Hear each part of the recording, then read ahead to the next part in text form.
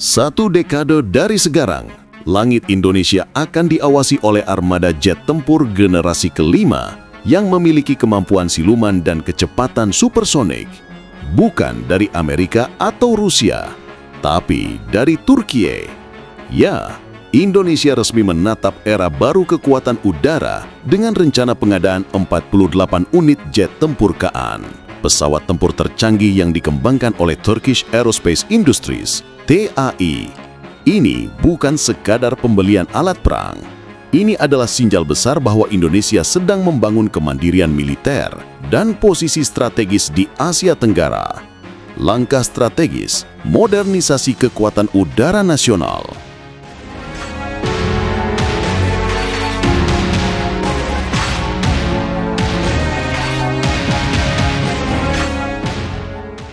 Jakarta, pemerintah Indonesia dijadwalkan akan menerima pengiriman 48 unit jet tempur generasi kelima Kaan dari Turkiye pada dekade 2030-an. Pengadaan ini menjadi bagian dari upaya besar modernisasi alat utama sistem senjata alutsista nasional, sekaligus memperkuat hubungan pertahanan antara kedua negara.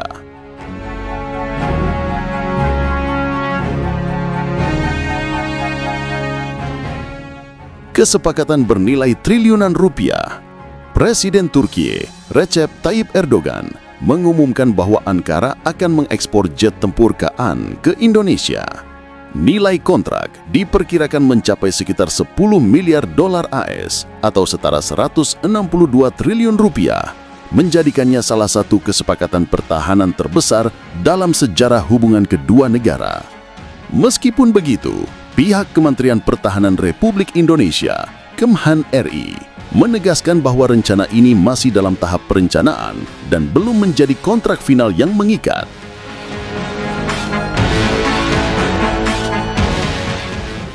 Spesifikasi jet tempur Kaan. Jet tempur Kaan dikembangkan oleh Turkish Aerospace Industries, TAI, merupakan pesawat generasi kelima dengan teknologi siluman atau stealth, radar canggih AESA, dan kemampuan tempur udara ke udara maupun udara ke darat berkecepatan tinggi. Pesawat ini dirancang untuk menyaingi jet tempur modern seperti F-35 Lightning II dan Sukhoi Su-57 dengan fokus pada kemampuan manuver, sistem avionik mutakhir, serta kompatibilitas dengan senjata berpanduan presisi.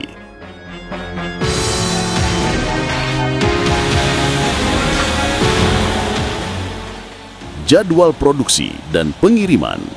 Menurut rencana awal, produksi jet Kaan akan dilakukan secara bertahap di Turkiye mulai pertengahan dekade ini. Pengiriman ke Indonesia dijadwalkan dimulai sekitar awal 2030-an, berlangsung selama kurang lebih 10 tahun hingga seluruh 48 unit diterima secara penuh.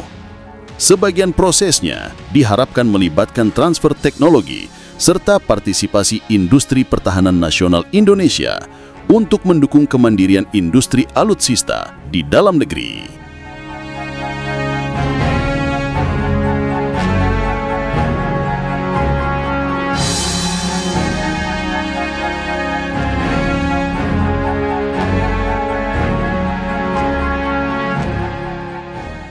Arti penting bagi Indonesia. Rencana akuisisi Kaan menandai langkah penting bagi Indonesia dalam memperbarui kekuatan udara dengan teknologi pesawat tempur generasi terbaru, mendiversifikasi sumber alutsista, tidak hanya bergantung pada Amerika Serikat, Rusia, atau Eropa, meningkatkan kerjasama pertahanan dengan negara Muslim yang juga anggota G20 seperti Turki. Selain aspek strategis, kerjasama ini berpotensi membuka peluang baru dalam pengembangan industri pertahanan nasional, terutama di sektor avionik, sistem persenjataan, dan pelatihan pilot tempur.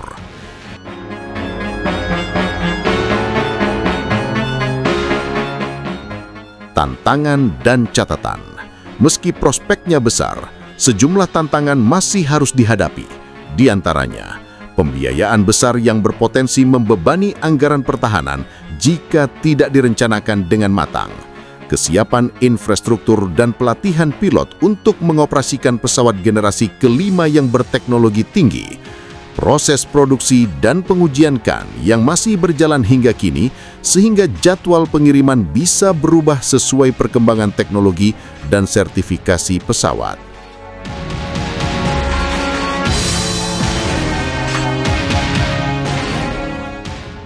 Penutup, rencana pengadaan 48 jet tempur Kan dari Turki menjadi simbol komitmen Indonesia untuk memperkuat pertahanan udara dan menjaga kedaulatan nasional. Jika terrealisasi, langkah ini akan menempatkan Indonesia di jajaran negara pertama di Asia Tenggara yang mengoperasikan jet tempur generasi kelima, menandai babak baru dalam sejarah kekuatan udara tanah air.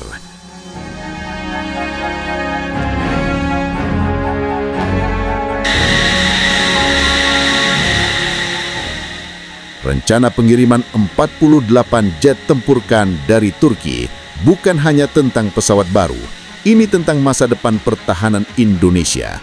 Sebuah simbol bahwa bangsa ini siap berdiri sejajar dengan kekuatan udara modern dunia.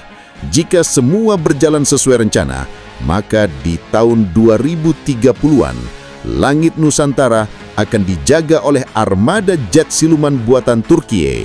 Bukti nyata bahwa Indonesia tidak lagi sekedar pembeli, tapi mitra strategis dalam inovasi militer global.